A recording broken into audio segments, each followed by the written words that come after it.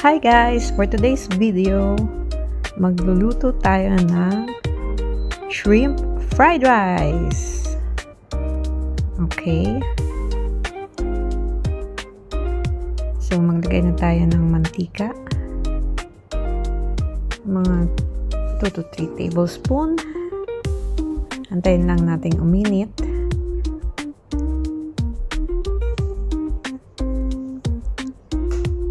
Then, lalagay na natin ang 2 itlog.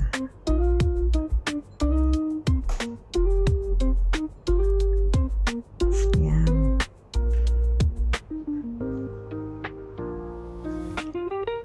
So, antayin lang natin para siya ay maprito.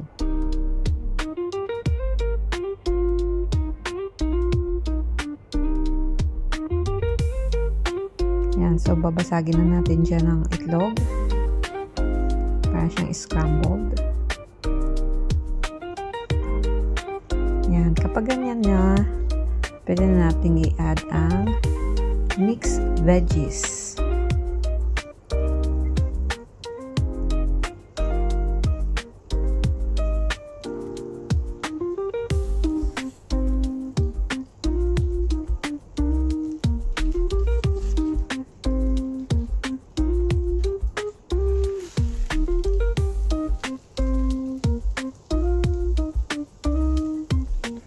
Mga kalahating pack ng mixed veggies.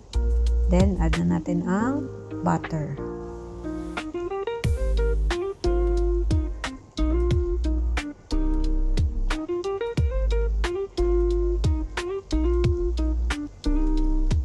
Lagyan na rin natin ng paminta at ng konting asin.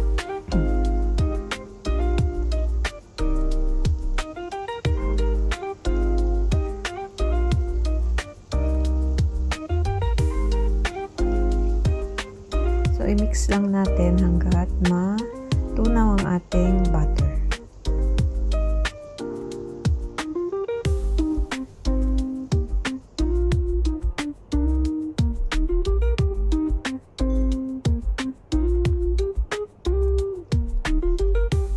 At ngayon naman i-add na natin ang ating shrimps.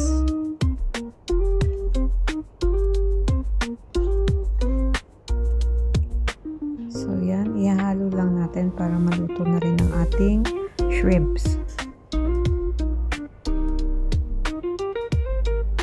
Lagyan na din natin ng pampalasa. So, oyster sauce. Mga 2 to 3 tablespoon din. Tikman na lang natin mamaya kung okay na yung lasa. So, mix lang natin ulit.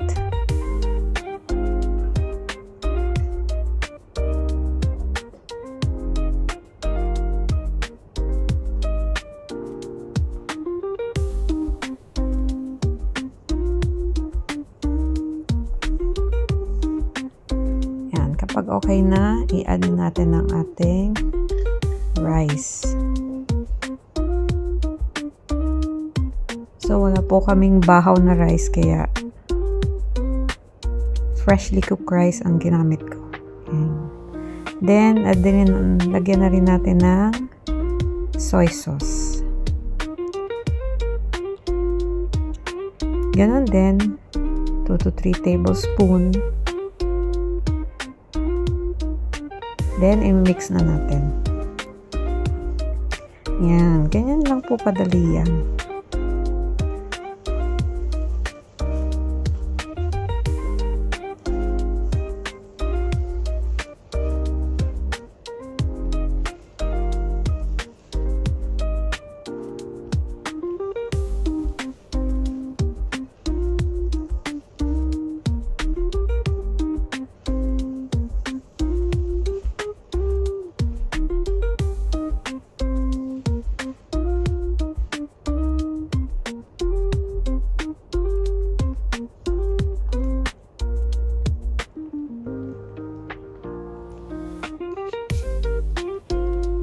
At ayan po. Nilagyan ko ng toasted garlic.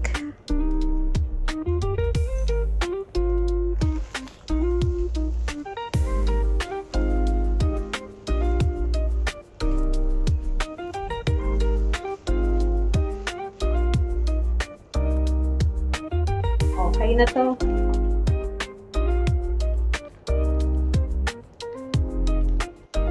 At eto na po ang ating shrimp fried rice.